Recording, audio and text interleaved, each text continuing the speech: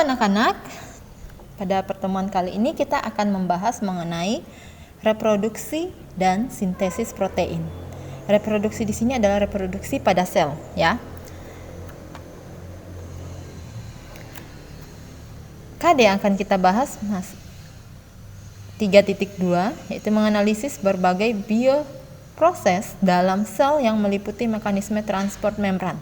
Transport membran kita sudah pelajari di pertemuan sebelumnya. Kemudian pada pertemuan kali ini kita akan membahas mengenai reproduksi dan sintesis protein. Indikatornya yaitu mengidentifikasi jenis-jenis pembelahan sel dan mengidentifikasi sintesis protein, ya, sintesis protein.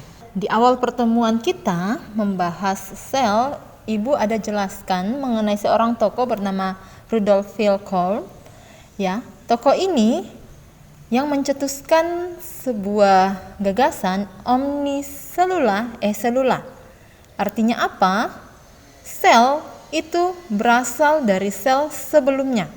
Ya, ini adalah tokohnya. Beliau berperan penting dalam perkembangan tentang sel, khususnya pada reproduksi sel.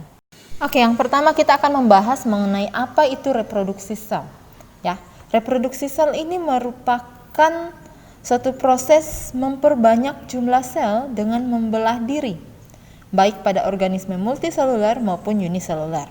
Ibu berharap kalian sudah paham membedakan antara multiselular dan uni, ya. Multi artinya banyak. Apa yang banyak? Selulernya, selnya.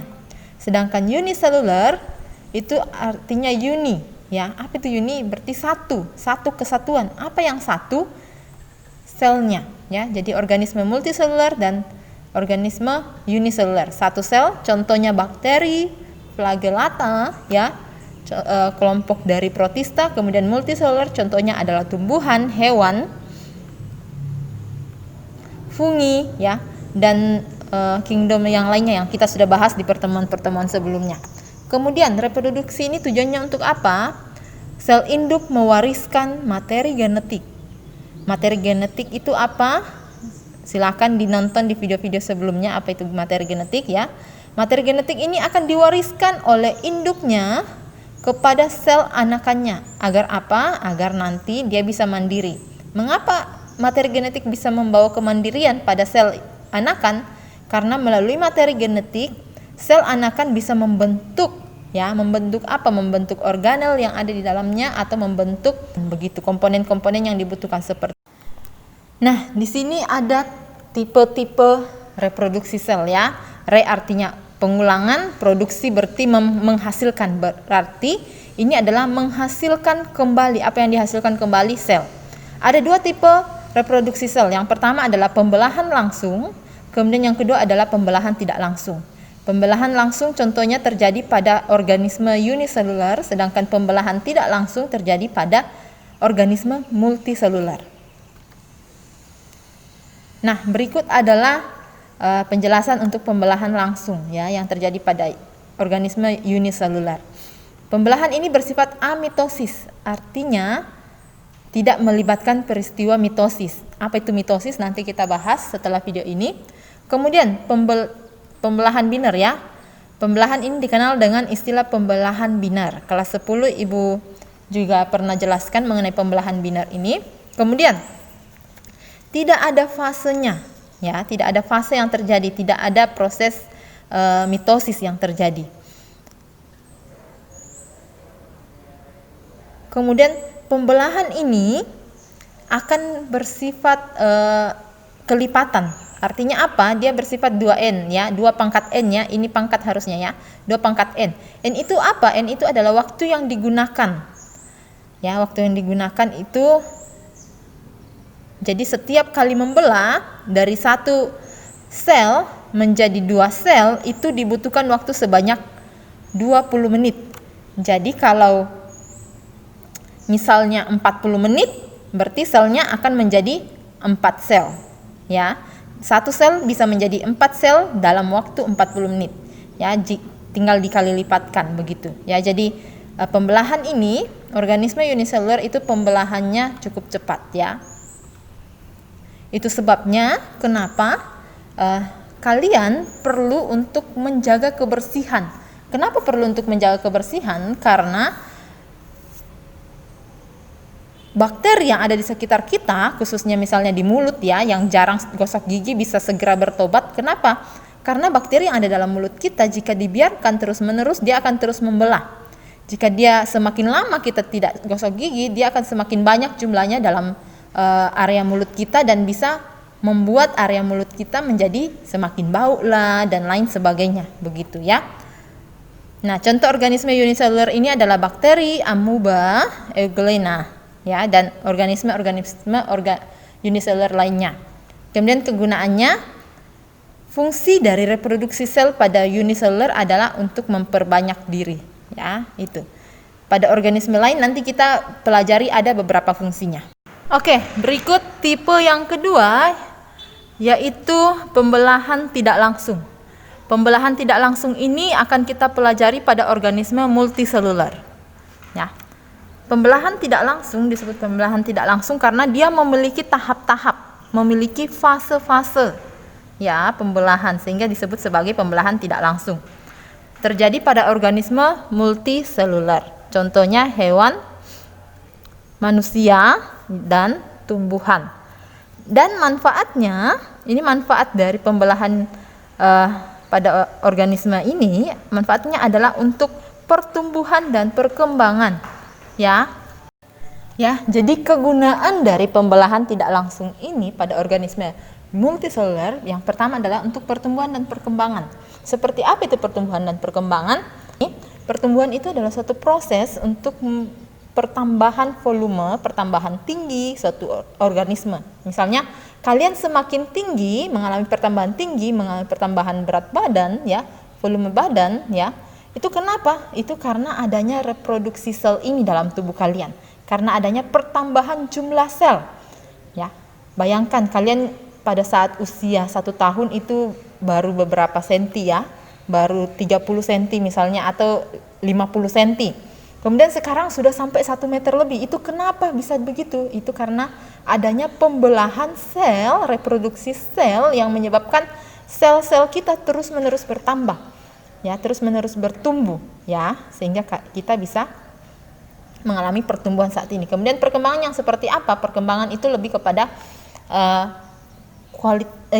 perkembangan menuju ke tahap kedewasaan ya. Awalnya kalian masih kanak-kanak, hanya bisa merangkak ya, sekarang sudah bisa berjalan. Itu disebut dengan perkembangan. Mengapa demikian? Karena proses pembentukan sel dalam tubuh kita semakin baik ya. Terbentuk tulangnya semakin bagus, semakin kokoh, sehingga kalian bisa berjalan. Kemudian lama-kelamaan berlari ya, itu karena adanya reproduksi sel ini, proses perkembangan ya. Oke, berikut adalah regenerasi sel.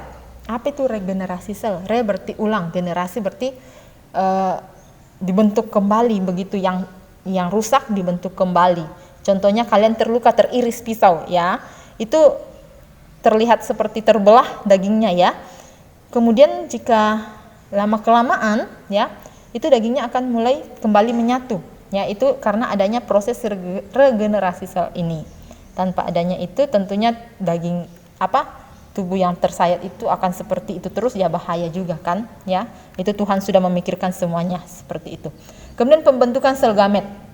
Nah, pembentukan sel gamet ini kita akan pelajari pada proses meiosis ya, yang kita akan lebih dalami di kelas 12 ya. Pembentukan sel gamet tujuannya untuk apa? Tentunya untuk menghasilkan sel gamet, di mana sel gamet ini akan menyatu ya, ovum dan sperma menyatu menghasilkan sebuah zigot, di mana zigot ini akan menjadi individu yang baru ya. Kita inilah, kalian inilah terbentuk dari zigot itu. Nah, berikut adalah pembelahan tidak langsung dibedakan atas 2. Yang pertama adalah mitosis dan yang kedua adalah meiosis. Ya, Ibu berharap di kelas di materi ini kalian bisa pahami. Kenapa pahami? Karena materi ini akan berlanjut ke kelas 3. Kalian akan lebih mendalami lagi. Kalau dasarnya kalian tidak bentuk dari sekarang, kalian akan sulit mengikuti di kelas 3 nantinya, ya. Oke, lanjut. Mitosis. Apa itu pembelahan mitosis? Pembelahan mitosis ini adalah pembelahan yang terjadi pada satu kali fase saja, ya, mengalami satu kali pembelahan saja. Kemudian letaknya pembelahan mitosis itu dapat terjadi di sel mana saja? Pada sel somatik. Dan hasilnya apa? Hasilnya adalah sel somatik juga. Apa itu sel somatik? Sel somatik itu adalah sel tubuh kita. Ya, sel somatik akan membelah menghasilkan sel somatik tentunya. Oke? Bisa ya? Kita ambil contoh yang tadi regenerasi. Misalnya tangan kalian teriris, kemudian tentunya area yang teriris itu akan melakukan regenerasi dengan membentuk sel yang baru sehingga lukanya bisa tertutup begitu.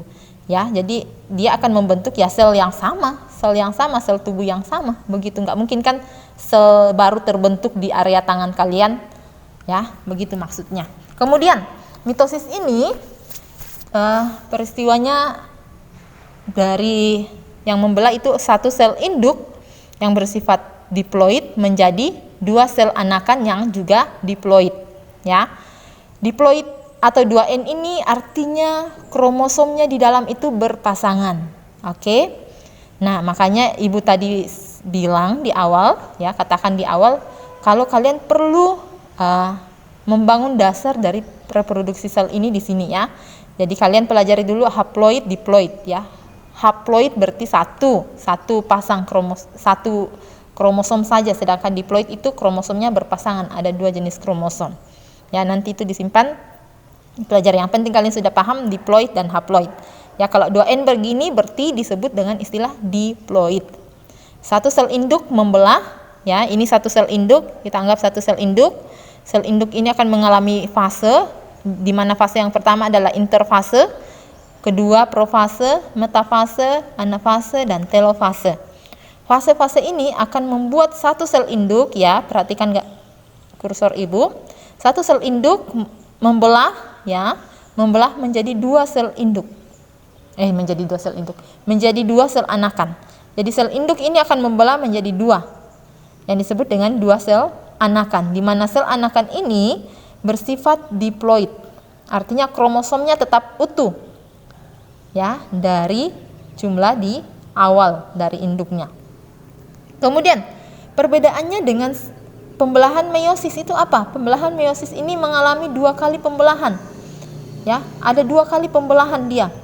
Kemudian letaknya ada di mana? Letaknya ada di sel kelamin, di gonad, di mana sel testis pada laki-laki dan sel ovarium, ya, pada organ ovarium, ya, sel kelamin. Ini disebut dengan sel kelamin, di mana sel kelamin ini akan menghasilkan sperma sel anakan yang bersifat haploid, ya. Jadi satu sel induk akan membelah menjadi 4 sel anakan. Kenapa jadi 4, Bu, sedangkan ini hanya 2? Karena pembelahan meiosis terjadi 2 kali. Ya, silakan perhatikan di gambar. Jadi awalnya satu sel induk membelah.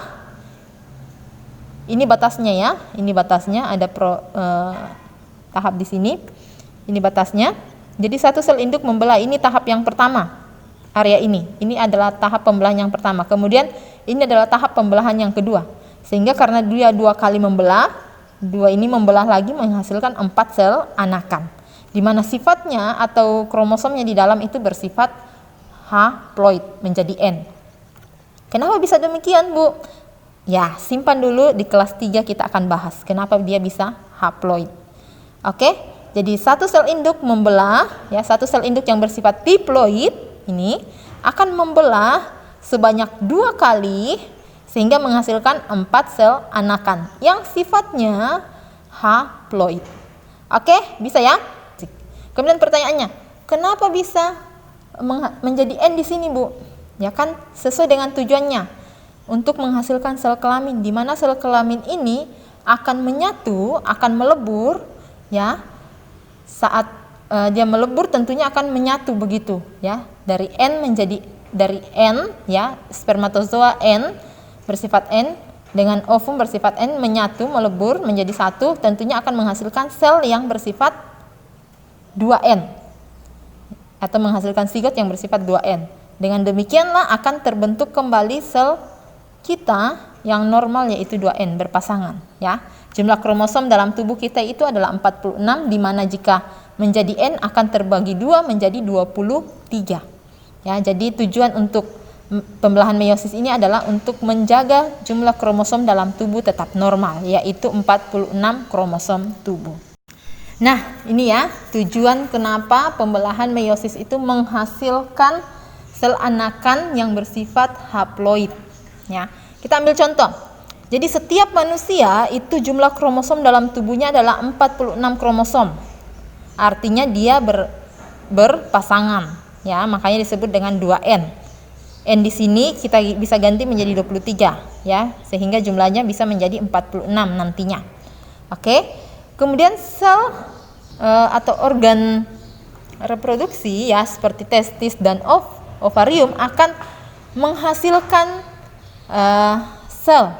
sel kelamin yang disebut dengan ovum dan sperma, di mana pembelahan untuk menghasilkan kedua sel ini itu bersifat meiosis. Kenapa bisa meiosis? Ya, tujuannya supaya dia hasilkan sel yang bersifat haploid, ya. Kenapa demikian? Ya, silakan perhatikan di mana sel telur dan sel sperma ini akan menyatu melebur menjadi satu yang disebut dengan zigot, di mana dengan sifat sel yang haploid menyatu akan menjadi diploid, sehingga kembali ke jumlah yang awal di sini, ya. Supaya jumlah kromosom dalam tubuh organisme yang dibentuk di sini itu tetap normal. Coba bayangkan jika sel di sini tidak terjadi pembelahan meiosis. Bisa-bisa 2N ditambah 2N menjadi 4N. 4N jika terus-menerus melakukan pembelahan, ya, berapa keturunan ke bawah bisa saja menjadi 10N. Ya, itu sangat berlebihan. Tentunya itu akan membahayakan dan bisa menghasilkan suatu kelainan nantinya, ya. Kelas 12 nanti kita akan pelajari beberapa kelainan karena kelebihan maupun kekurangan kromosom, ya.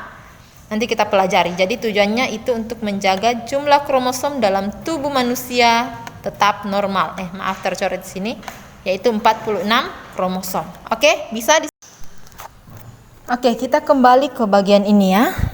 Pembelahan mitosis. Pembelahan mitosis ini ada beberapa fase yang dialami. Ya, yang pertama adalah interfase, profase, metafase, anafase, dan telofase. Nanti di kelas 12 kita akan pelajari mengenai siklus sel lebih umum, ya. Siklus sel itu mencakup ada G1, S, kemudian G2, kemudian mitosis dan sitokinesis, ya, atau pembentukan sitosol dalam sel, suatu dalam sel, begitu. Ya, nanti di kelas 12 kita pelajari lebih lanjut materi itu. Nah, kita lebih fokus ke fase, ya. Yang pertama adalah interfase. Interfase ini adalah fase di mana